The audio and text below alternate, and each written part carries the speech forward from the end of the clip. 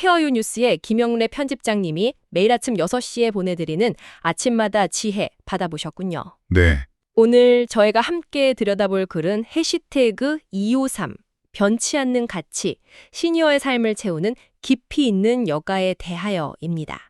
사실 은퇴 후에 주어진 시간을 어떻게 보내야 할까?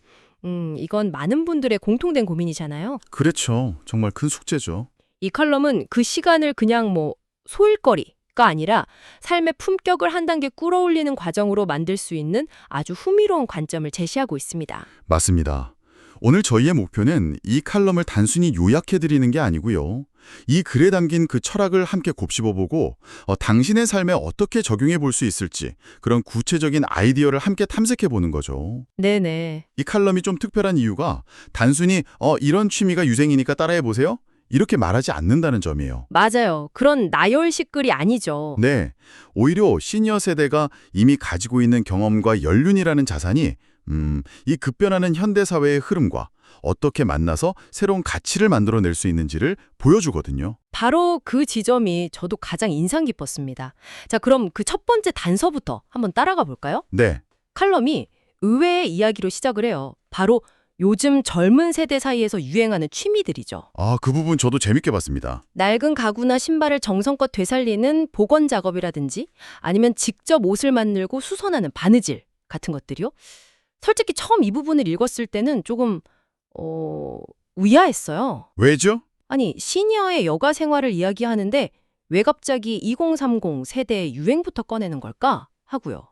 그렇죠. 저도 그 의도가 무척 궁금했는데 읽다 보니까 무릎을 탁 치게 되더라고요. 정말요? 칼럼의 핵심은 시니어들이여 젊은이들의 유행을 따라가라. 이게 전혀 아니라는 겁니다. 네. 오히려 정반대죠. 정반대요? 네, 세상이 젊은 세대가 드디어 시니어 세대가 평생에 걸쳐서 지켜온 가치의 소중함을 깨달아 시작했다는 겁니다. 칼럼에서는 이 현상을 아주 정확하게 우리 세대가 자연스럽게 체득해왔던 절약과 물자에 대한 소중함이라는 가치의 재조명이라고 표현합니다. 그러니까 방향이 완전히 반대인 거군요. 그렇죠. 우리가 트렌드를 쫓아가는 게 아니라 트렌드가 우리의 가치를 따라오고 있다. 이런 해석이네요. 뭐랄까, 가치의 역주행이라고나 할까요? 그거 좋은 표현이네요. 가치의 역주행. 바로 그렇습니다.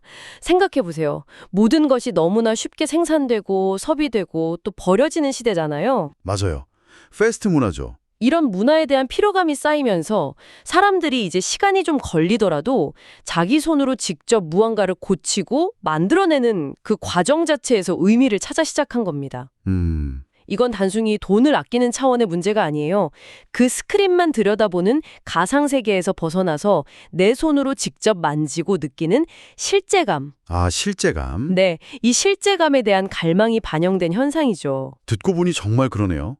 온종일 컴퓨터 앞에 앉아 있다가 주말에 화분에 흙이라도 갈아주면 마음이 편안해지는 것과 비슷한 이치겠군요. 정확합니다.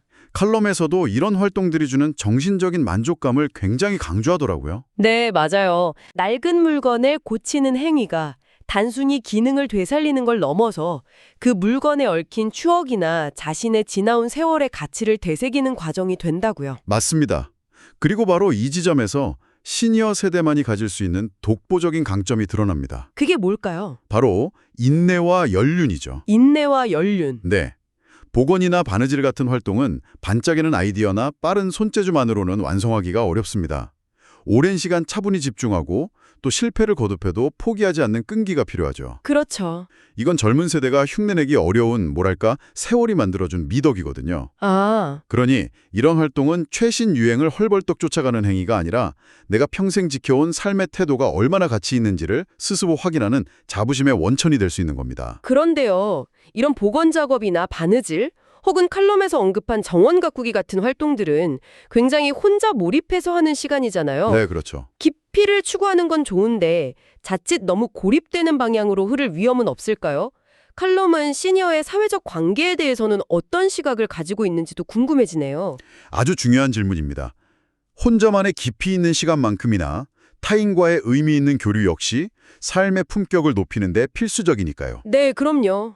그리고 칼럼은 이 부분에 대해서도 아주 세련된 해법을 제시합니다. 오, 어떤 건가요? 바로 품위 있는 사교의 장이라는 개념을 통해서죠. 품위 있는 사교의 장이라. 단호한 들어서는 조금 막연하게 들리기도 하는데요. 구체적으로 어떤 걸 말하는 거죠? 칼럼이 든 예시가 아주 재미있습니다. 바로 보드게임이랑 조용한 독서 클럽이에요. 때 하는 거라고 생각했는데 이게 시니어의 품위 있는 사교와 연결된다니 좀 의외인데요? 그렇죠. 하지만 시니어들이 즐길 수 있는 고도의 전략 보드게임들을 생각해보면 그림이 달라집니다. 아, 체스나 바둑처럼요. 맞습니다. 상대방의 수를 읽고 장기적인 계획을 세우고 때로는 협력하면서 공동의 목표를 달성하는 과정 자체가 엄청난 지적 자극을 주거든요. 단순히 요즘 어떻게 지내 같은 안부나 신세한탄을 나누는 모임과는 결이 다른 거죠. 네네. 게임의 규칙이라는 테두리 안에서 서로의 지성을 겨루고 존중하며 교류하는 겁니다. 감정 소모는 적고 두뇌 활동은 활발해지는 아주 건강한 사교 활동인 셈이죠. 아하, 규칙이 있는 교류라는 점이 핵심이군요. 바로 그겁니다. 불필요한 감정의 개입 없이 공통의 목표를 향해 집중하면서 자연스럽게 유대감을 형성하는 방식이네요. 네네. 조용한 독서 클럽도 비슷한 맥락에서 이해할 수 있겠군요. 정확합니다. 조용한 독서 클럽이라는 개념이 저는 특히 신선하게 다가왔어요. 저도요. 보통 독서 모임이라고 하면 책을 읽고 와서 막 열띤 토론을 벌이는 모습을 상상하잖아요. 그렇죠. 말을 많이 해야 할 것 같고. 하지만 이 방식은 같은 시간에 같은 공간에 모여서 각자 다른 책을 조용히 읽는 겁니다. 아, 굳이 많은 대화를 나누지 않아도 돼요. 하지만 혼자 집에서 읽는 것과는 다른 함께 있다는 안정감과 소속감을 느낄 수 있죠. 네, 그렇겠네요. 각자의 영역을 완벽히 존중하면서도 느슨한 연대를 유지하는 것. 이것이야말로 칼럼이 말하는 적절한 사회적 거리를 유지하는 지속 가능한 관계의 좋은 예시입니다. 듣고 보니 정말 매력적이네요. 사실 나이가 들수록 새로운 관계를 맺는 것 자체에 부담을 느끼는 경우도 많잖아요. 맞아요. 에너지 소모가 크죠. 서로에게 많은 것을 기대하거나 요구하지 않으면서도 지적인 자극과 정서적 안정감을 함께 얻을 수 있다니 어쩌면 당신께서도 이런 종류의 교류 방식이 훨씬 더 편안하고 의미 있게 느껴지실 수 있겠다는 생각이 듭니다. 물론 칼럼이 이런 새로운 흐름만을 긍정하는 것은 아닙니다. 아, 그런가요? 네, 오히려 무엇을 받아들이고 무엇을 경계해야 할지에 대한 명확한 선별의 지혜를 강조하는 부분이 이 글의 백미라고 할 수 있죠. 맞아요. 특히 인터넷 공간에서 순간적으로 화제가 되는 기이한 현상이나 지나치게 자극적인 활동에 대해서는 신중하게 접견해야 한다고 분명히 선을 긋고 있죠. 네, 예를 들면 요즘 유행하는 먹방이나 자극적인 숏폼 챌린지 같은 것들을 말하는 걸까요? 네, 그런 것들을 포함해서 본질적으로 찰나의 흥미에 기반한 활동들을 경계하라는 메시지입니다. 찰나의 흥미. 그런 콘텐츠들은 순간적인 재미와 도파민을 줄 수는 있겠지만 보고 나면 허무함만 남는 경우가 많잖아요. 그렇죠. 남는 게 없죠. 시니어의 여가는 그런 휘발성 강한 재미가 아니라 삶의 깊이를 더하고 평온한 일상을 단단하게 받쳐주는 활동이어야 한다는 것이 칼럼의 핵심 기준입니다. 그러니까 내 삶에 차곡차곡 쌓여서 나를 더 단단하고 풍요롭게 만들어주는 활동, 그런 걸 선택해야 한다는 의미죠. 쓸 것 같은데요. 그래서 칼럼은 아주 구체적이고 생생한 이미지를 제시합니다. 네. 바로 흙을 만지며 생명을 키워내는 정원 가꾸기나 가족을 위해 정성스럽게 한 가지 요리를 깊이 있게 파고드는 활동 같은 것들이죠. 이 예시들에는 공통점이 있습니다.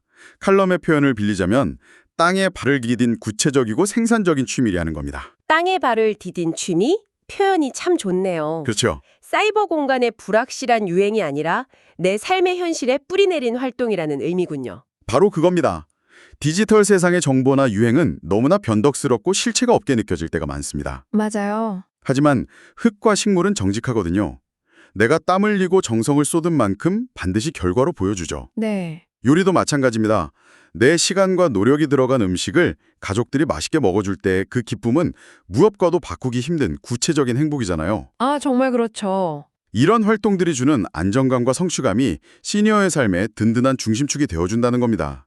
변화의 물결에 휩쓸려서 조급해하기보다 자신만의 안목으로 옥석을 가려내는 지혜가 필요한 시점이라는 강력한 메시지죠. 결국 모든 선택의 기준은 외부의 유행이나 다른 사람의 시선이 아니라 오롯이 나 자신의 즐거움과 건강, 그리고 삶의 품격이라는 내면의 목소리에 두어야 한다는 말이네요. 네, 핵심을 정확히 짚으셨네요. 세상이 아무리 빠르게 변하더라도 나는 나의 속도와 방향을 지키면 된다는 메시지가 큰 울림을 줍니다. 맞습니다. 그래서 이 컬럼은 오늘 우리가 나눈 모든 이야기를 관통하는 하나의 문장으로 귀결됩니다. 어떤 문장이죠? 결국 중요한 것은 속도가 아니라 방향이며 넓이가 아니라 깊이입니다. 아, 속도가 아니라 방향, 넓이가 아니라 깊이. 자, 오늘 김영래 편집장님의 컬럼을 통해 시니어의 여가에 대해 정말 깊이 있게 탐색해봤습니다. 네. 단순히 어떤 취미가 좋다는 정보를 얻는 것을 넘어서 내 삶의 후반부를 어떤 철학으로 채워나갈 것인가에 대한 진지한 질문을 던져주는 시간이었던 것 같습니다. 네.